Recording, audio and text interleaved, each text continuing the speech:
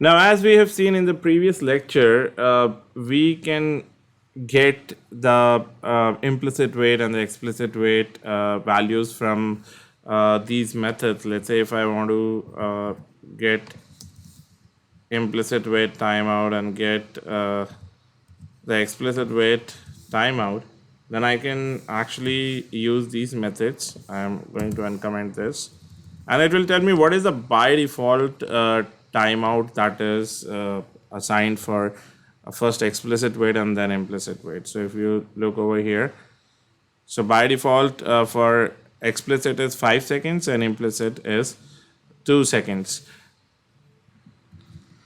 Now we can change, we have already seen that we can change this value programmatically as well, but in case you want to define it globally, you can define it in these properties file as well.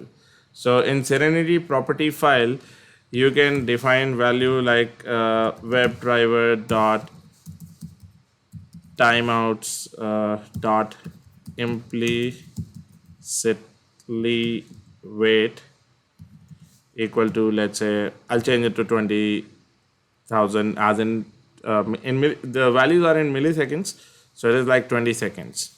And for explicit, I'll say WebDriver dot wait for timeout equal to let's say 10 seconds. Right. So here I have changed it, and now if I run this code again, if I go to the login test, no, this one. If I go over here and run it again, you're gonna see that the values will gonna change to 20 seconds and to 10 seconds. Let's see it over here. See, to 10 seconds and 20 seconds.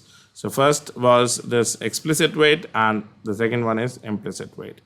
So that is what, I mean, you can define it in the properties file as well, and that will be reflected in your code, right? So this is where you can define it globally.